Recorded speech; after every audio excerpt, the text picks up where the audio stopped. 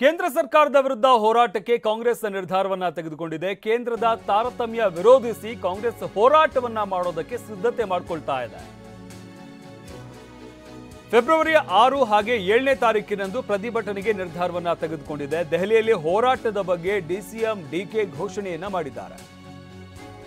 February 6ರಂದು Delhi ಚಲೋ ಮಾಡ್ತೇವೆ, ದೆಹಲಿಯಲ್ಲಿ 7ರಂದು ನಾವು ಹೋರಾಟವನ್ನ ಮಾಡ್ತೇವೆ ಅಂತ ಡಿಕೆ ಶಿವಕುಮಾರ್ ಹೇಳಿಕೆ ನೀಡಿದ್ದಾರೆ.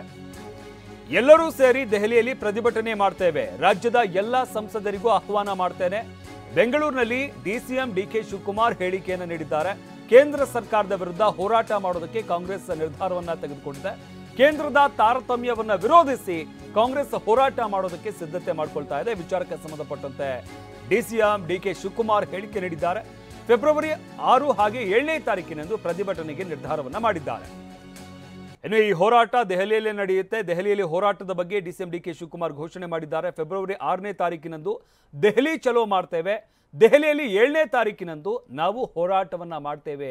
ಎಲ್ಲರೂ ಸೇರಿ ಅಂದ್ರೆ ರಾಜ್ಯದ ಎಲ್ಲಾ ಸಂಸದರು ಸೇರಿ ದೆಹಲಿಯಲ್ಲಿ ಪ್ರತಿಭಟನೆಯನ್ನ ಮಾಡ್ತೇವೆ. ರಾಜ್ಯದ ಎಲ್ಲಾ ಸಂಸದರಿಗೂ ಆಹ್ವಾನವನ್ನ ನೀಡ್ತೇವೆ. ರಾಜ್ಯಕ್ಕೆ ಬರಬೇಕಾದಂತ ಭಾಗ ಏನಿದೆ ಅದನ್ನ ಸರಿಯಾಗಿ ಹಂಚಿಕೆ ಮಾಡಿಲ್ಲ. ಬೆಂಗಳೂರಲ್ಲಿ ಡಿಸಿಎಂ ಡಿಕೆ ಶಿವಕುಮಾರ್ ಹೇಳಿಕೆಯನ್ನು ನೀಡಿರುವಂಥದ್ದು ಕೇಂದ್ರ ಸರ್ಕಾರ ತಾರತಮ್ಯ ಮಾಡ್ತಾ ಇದೆ ಅಂತ ಆಕ್ರೋಶವನ್ನು ವ್ಯಕ್ತಪಡಿಸಿದ್ದಾರೆ.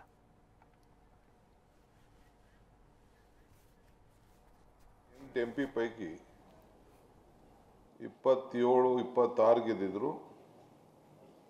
ತಿರ್ಗಾ ಈಗ ಒಂದು ಜೊತೆಗೆ ಆ್ಯಡ್ ಆಯಿತು, NDAಗೆ ಬೇರೆಯವರು ಸೇರ್ಕೊಂಡ ಮೇಲೆ.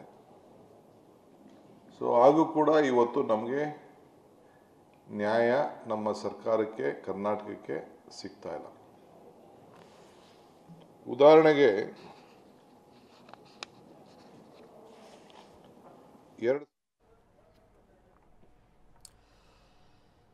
ಇದೇ ತಾರತಮ್ಯದ ವಿಚಾರಕ್ಕೆ ಸಂಬಂಧಪಟ್ಟಂತೆ ಡಿಕೆ ಸುರೇಶ್ ಕೊಟ್ಟಂತ ಹೇಳಿಕೆ ಸಾಕಷ್ಟು ವಿವಾದವನ್ನ ಹುಟ್ಟುಹಾಕಿದೆ. ಇದರ ಬೆನ್ನಲ್ಲೇ ಕೇಂದ್ರದ ವಿರುದ್ಧ ಹೋರಾಟಕ್ಕೆ ಕಾಂಗ್ರೆಸ್ ನಿರ್ಧಾರವನ್ನ ತೆಗೆದುಕೊಂಡಿದೆ. ಕೇಂದ್ರದ ತಾರತಮ್ಯ ನೀತಿಯನ್ನು ವಿರೋಧಿಸಿ ಕಾಂಗ್ರೆಸ್ ಹೋರಾಟವನ್ನ ಮಾಡೋದಕ್ಕೆ ಸಿದ್ಧತೆಯನ್ನ ಮಾಡಿಕೊಳ್ತಾ ಇದೆ. ಫೆಬ್ರವರಿ 6 ಹಾಗೆ 7ನೇ ತಾರೀಕಿನಂದು ಪ್ರತಿಭಟನೆಗೆ ನಿರ್ಧಾರವನ್ನ ಮಾಡಲಾಗಿದೆ. ಇನ್ನು ಈ ವಿಚಾರಕ್ಕೆ ಸಂಬಂಧಪಟ್ಟಂತೆ ದೆಹಲಿಯಲ್ಲಿ ಹೋರಾಟದ ಬಗ್ಗೆ ಡಿಸಿಎಂ ಡಿಕೆ ಶಿವಕುಮಾರ್ ಘೋಷಣೆಯನ್ನ ಮಾಡಿದ್ದಾರೆ.